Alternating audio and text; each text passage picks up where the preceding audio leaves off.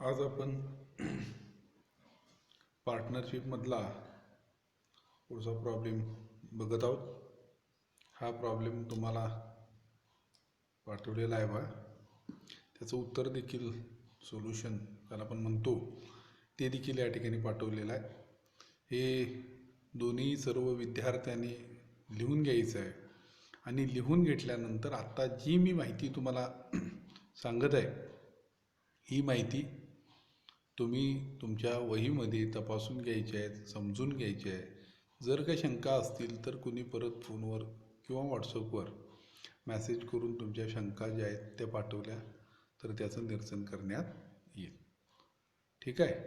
आता आपण 2 नंबरचा जो प्रॉब्लेम आहे तो या ठिकाणी पार्टनरशिप फायनल अकाउंट माहिती घेतो.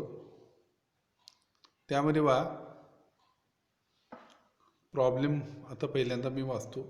From the following trial balance and adjustment given below you are required to prepare trading and profit and loss account for the year end date 31st March 2010 and balance sheet as on that date of Messrs. Sonal and Minal.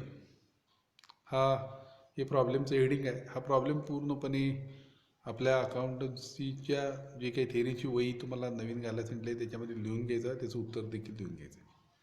प्रॉब्लेमचे trial balance नंतर दिलेला आहे. Trial balance 31 March 2010चा. त्याच्या डेबिटची amount आहे एकूण बेरीज 1,76,900 आणि क्रेडिटची बेरीज 1,76,900. तर याच्यामध्ये महत्त्वाचे जे ॲडजस्टमेंट्स आहेत त्या आपण टिक करणार आहोत. याच्यामध्ये सेल्स रिटर्न आहे आणि सेल्स रिटर्न असल्यामुळं सेल्सला टिक करायचं आहे आणि परचेस रिटर्न आहे आणि त्यामुळं परचेस रिटर्न असल्यामुळं परचेसिसला देखील आपण काय करायचं आहे टिक करायचं आहे. या 2 ॲडजस्टमेंट्स आहेत. त्या सेल्समधून वजा करायचं आहे, परचेसमधून वजा करायचं आहे. नंतर आपण परत पाहणार आहोत. खाली ॲडजस्टमेंट ज्या दिलेल्या आहेत त्याच्यामध्ये the stock on hand on 31st March 2010 was valued at 29,000. ही ॲडजस्टमेंट आपण नंतर बघायचे. Outstanding salary was 700. सॅलरीला टिक करून घ्यायचं आहे. त्याच्यानंतर wages paid in advance to workers 1,200. वेजेसला टिक करून घ्यायचं आहे. तिथं डेबिट बाजूला आहे बघा वेजेस खालून 2 नंबरला. त्याच्यानंतर depreciate land and building at 5% per annum and plant and machinery at 10% per annum. हे लँड अँड बिल्डिंगला देखील टिक करायचं आहे आणि प्लांट अँड मशिनरीला देखील टिक करायचं आहे. त्याच्यावर डिप्रिशिएशन आहे, नंतर आपण बघूया. Write off 1,000 for further bad debts. Bad debts परत आहेत त्यामुळं बॅड डेट्सला टिक करायचं आहे आणि सनरी डेटर्सला देखील टिक करायचं आहे.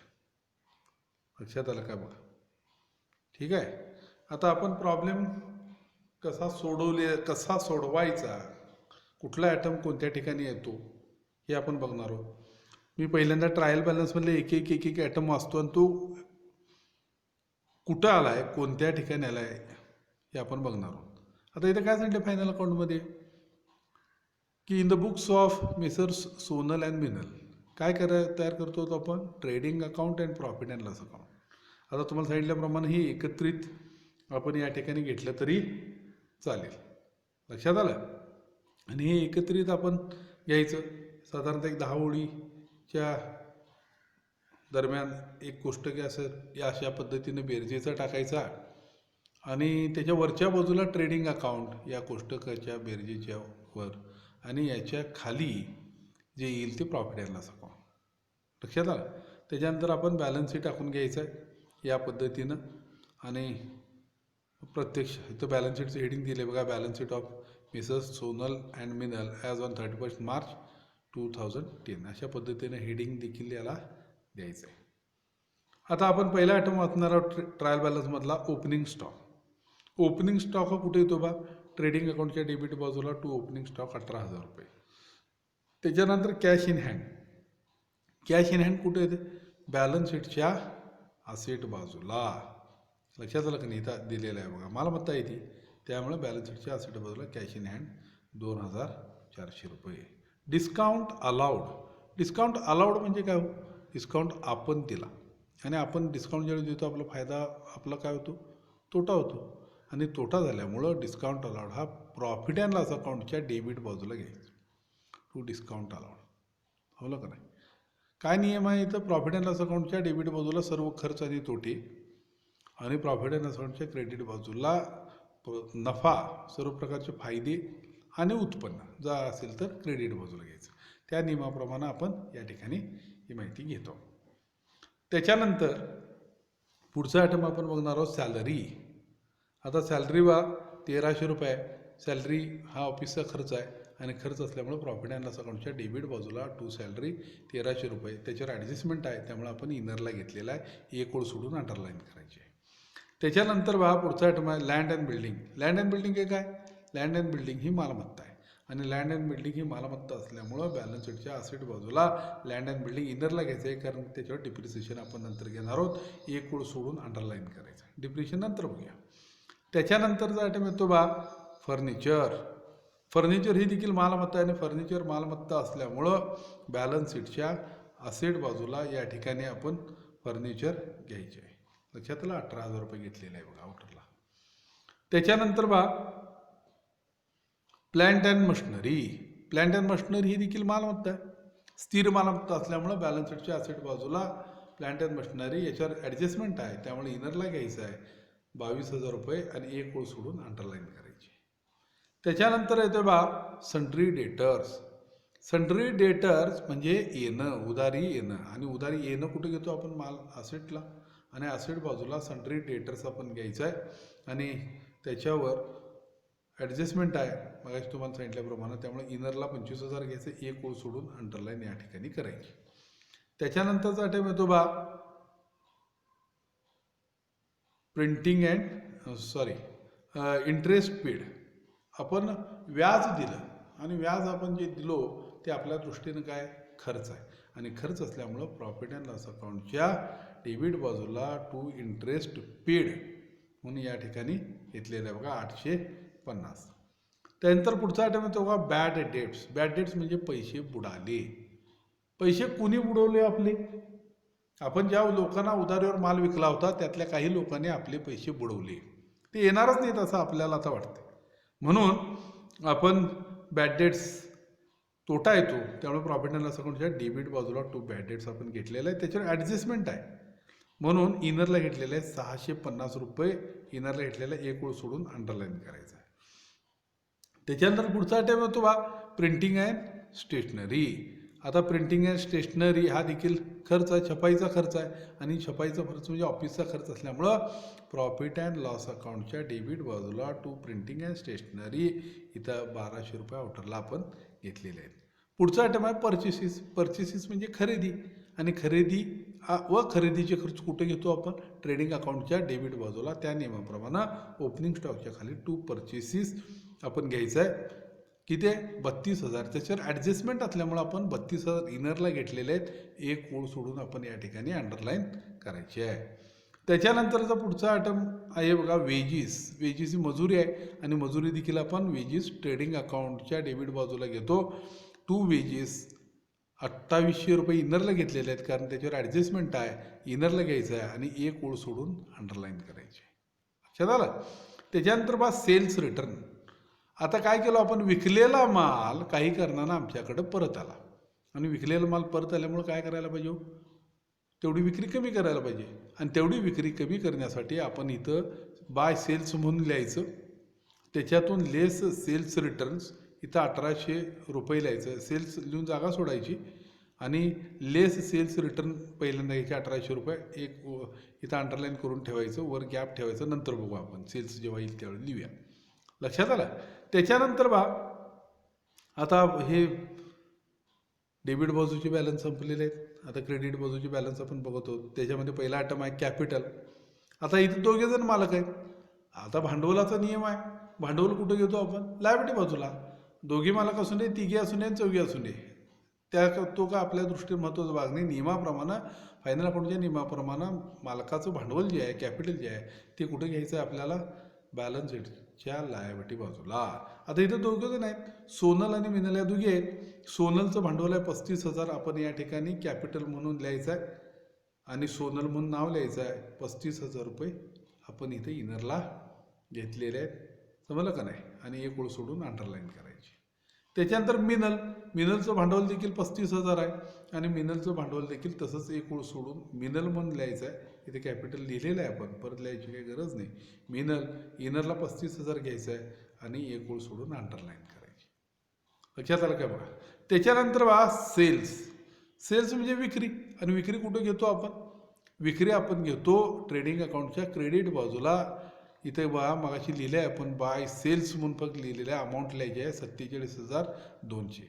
आणि मगाशी आपण जे सेल्स रिटर्न इथं खाली घेतलेले होते ते 47,200 मधून वजा करायचे आणि आउटरला वजा बाकी 45,400 रुपये या ठिकाणी आपण लिहायचे. त्याच्यानंतर पुढचा आयटम येतो सन्ड्री क्रेडिटर्स. सन्ड्री क्रेडिटर्स म्हणजे उधारी देणं. आणि देणं कुठं घेतो आपण? लायबिलिटी बाजूला. या ठिकाणी कॅपिटलच्या खाली 1-2 ओळी सोडून आपण घ्यायचं आहे सन्ड्री क्रेडिटर्स, उधारी देणं. 29,000 रुपये आपण या ठिकाणी घेतलेले आहेत. त्याच्यानंतर पुढचा आयटम येतो का बिल्स पेएबल. आणि बिल्स पेएबल किती आहेत? 7,000 रुपये आहेत. बिल्स पेएबल म्हणजे हुंडी देणं आणि देणं हुंडी असल्यामुळं बॅलन्स शीटच्या लायबिलिटी बाजूला बिल्स पेएबल 7,000 रुपये आपण या ठिकाणी घेतलेले आहेत. त्याच्यानंतर आयटम येतो बा बँक लोन. बँक लोन म्हणजे बँकेचं कर्ज आहे आणि बँकेचं कर्ज हे काय आपल्या दृष्टीनं देणं आहे आणि आपल्या दृष्टीनं देणं असल्यामुळं आपण कुठं घ्यायचं आहे ते लायबिलिटी बाजूला आपण या ठिकाणी ते देखील घेतलेलं आहे. लक्षात घ्या. हे बघा इथं बँक लोन 20,000 रुपये या ठिकाणी आपण घेतलेलं आहे. लक्षात आलं. त्याच्यानंतर बघा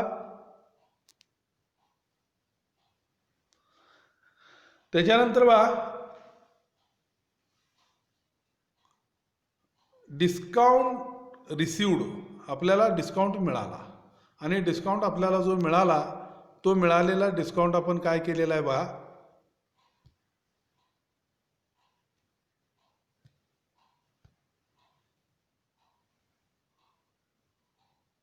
डिस्काउंट आपल्याला मिळालेला आहे आणि डिस्काउंट मिळाला म्हणजे आपल्या दृष्टीनं फायदा आहे. आणि या ठिकाणी प्रॉफिट अँड लॉस अकाउंटच्या क्रेडिट बाजूला बाय डिस्काउंट रिसिव्ड 1,500 रुपये या ठिकाणी आपण घेतलेले आहे. लक्षात आलं.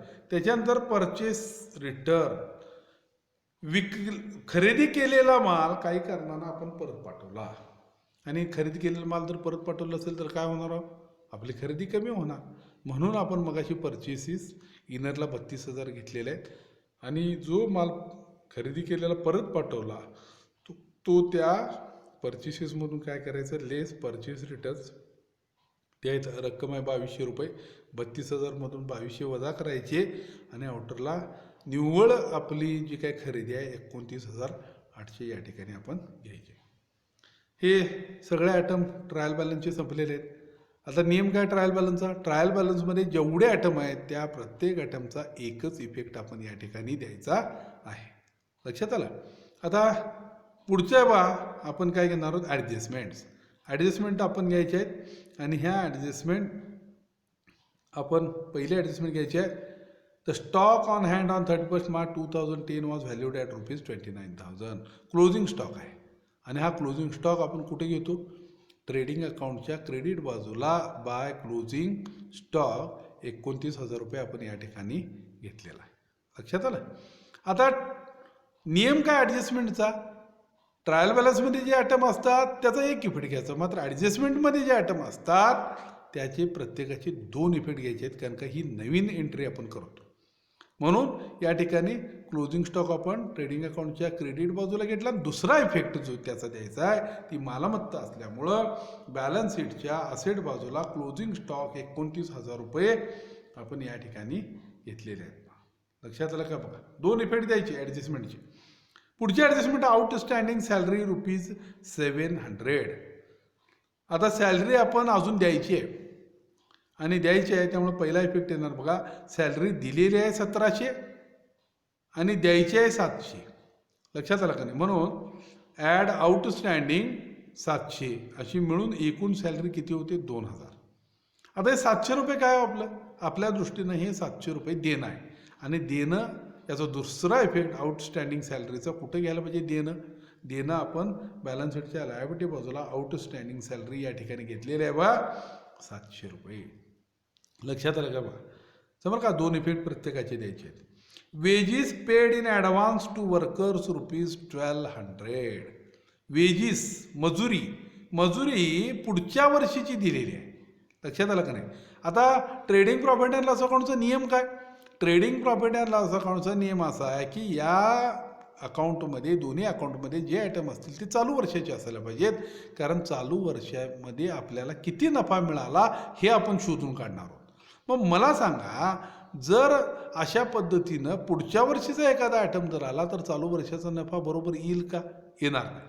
म्हणून आपण काय करूया, या वेजेसमध्ये जे पुढच्या वर्षीच्या 2800मध्ये, या 2800मध्ये पुढच्या वर्षीची जे 1200 रुपये आहेत ॲडव्हान्स ते लेस करायचे आहेत, प्रीपेड. समजलं का नाही? इथं प्रीपेड म्हणून लिहिलेलं आहे बघा. 2800मधून 1200 वजा करायचे आणि 1600 रुपये आउटर घ्यायचे. हे 1600 रुपये चालू वर्षाचे. लक्षात आलं? आता याचा दुसरा इफेक्ट घ्यायला पाहिजे. याला ॲडव्हान्स पेमेंट असं म्हणतात. आणि ॲडव्हान्स पेमेंटचा जो नियम आहे 1200 रुपये, हे आपण कुठे घेतलेलं आहे बा? बॅलन्स शीटच्या असेट बाजूला प्रीपेड वेजेस 1200 रुपये. लक्षात आलं का बा? त्याच्यानंतर पुढच्या ॲडजस्टमेंट मी वाचतो. Depreciate land and building bye at 5%. Land and building जे आहे 50,000, त्याच्यातून डिप्रिसिएशन वजा करायचं आहे. का हो? डिप्रिसिएशन म्हणजे काय? घसारा. आणि घसारा म्हणजे काय? मालमत्तेची किंमत कमी होते. का कमी होते? ही जी लँड अँड बिल्डिंग आपण वर्षभरामध्ये वापरली, ती वर्षभरामध्ये वापरल्यामुळं त्याची झीज झाली, जुनी झाली, खराब झाली आणि त्यामुळं 50,000 रुपये त्याची किंमत राहणार नाही. आता वर्षाच्या सुरुवातीला 50,000 होती, मात्र वर्षाच्या शेवटी ती किंमत कमी होणार वापरल्यामुळं. Due to wear and tear असं त्याला म्हटलं जातं.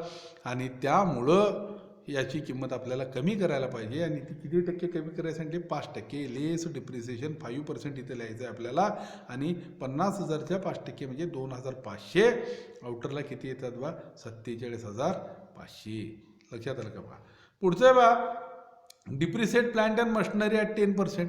तसंच प्लांट अँड मशिनरी जी आहे ही देखील आपण वर्षभर वापरलेली आहे. ती 22,000ची होती वर्षाच्या सुरुवातीला, मात्र याच्यावर 10% घसारा आकार सांगितले. लेस डिप्रिसिएशन 10%, 2,200 रुपये. या 22,000 म्हणून 2,200 गेले, 19,800 रुपये या ठिकाणी आलेले. लक्षात आलं? आता हे जे डिप्रिसिएशन आपण आकारलो, ही नवीन ॲडजस्टमेंट आलेली आहे, ॲडजस्टमेंट आहे. या ॲडजस्टमेंटचं काय करायला पाहिजे? नियमाप्रमाणे लँड अँड बिल्डिंगचं डिप्रिसिएशन जे 2500 आपण घेतलेले आहेत, याचा दुसरा इफेक्ट घ्यायला पाहिजे. आणि हा दुसरा इफेक्ट कुठे घ्यायला पाहिजे? हा तोटा आहे. आणि तोटा असल्यामुळं या ठिकाणी प्रॉफिट अँड लॉस अकाउंटच्या डेबिट बाजूला to depreciation on land and building 2500 रुपये इथे घेतलेले आहेत बघा. तसंच प्लांट अँड मशिनरीवरचं जे डिप्रिसिएशन आहे 2,200 रुपये, ते देखील या ठिकाणी प्लांट अँड मशिनरीवरचं डिप्रिसिएशन 2,200 रुपये आपण घेतलेलं आहे. असं मिळून आउटरला 4,700 रुपये आपण घेतलेले आहेत. हे वेगळं वेगळं जरी सेपरेट जरी घेतला तरी चालेल, एकत्रित असं इनरला करून जरी घेतला तरी चालेल डिप्रिसिएशन. मात्र याचा दुसरा इफेक्ट, या दोन्हीचाही दुसरा इफेक्ट या ठिकाणी प्रॉफिट अँड लॉस अकाउंटच्या डेबिट बाजूला घेतलाच पाहिजे. त्यानंतर 5वी ॲडजस्टमेंट आहे बा, write off ₹1,000 for further bad debts. परत बॅड डेट्स म्हणजे हे प्रॉब्लेम आपण तयार करण्याच्या दरम्यान परत आपले पैसे बुडाले. लक्षात आलं का नाही? परत जे पैसे फर्दर बॅड डेट्स जे बुडाले, न्यू बॅड डेट्स जे आहेत ते, त्याचा इफेक्ट द्या म्हटलं. आता काय झालं बघा, या अगोदर एकदा आपले बॅड डेट्स जे झालेले आहेत ते 650 आहे. लक्षात, ट्रायल बॅलन्स म्हणून आलेले अकाउंट क्लोज करताना. परत पैसे आपले यावर्षी यातले जे सन्ड्री डेटर्स जे येणार आहे त्यातले पैसे आपले बुडाले. किती बुडाले? 1,000 रुपये. मग परत बॅड डेट्स काय झाले? वाढले. म्हणून add bad debts, new bad debts असं म्हटलं तरी चालतंय त्याला. म्हणून बॅड डेट्स आपण वाढवलो आणि दोन्ही मिळून किती झाले? आउटरला त्याची बेरीज घ्यायची आहे 1,650. लक्षात आलं? आता ह्या बॅड डेट्स जे आहेत, हे बॅड डेट्स पैसे तुमचे बुडाले आणि आपले पैसे बुडाले, त्यामुळं पैसे बुडाल्यामुळं काय करायचं? येणं कमी करायचं आहे. हे बघा इथं सन्ड्री डेटर्स म्हणून घेतलेलं आहे.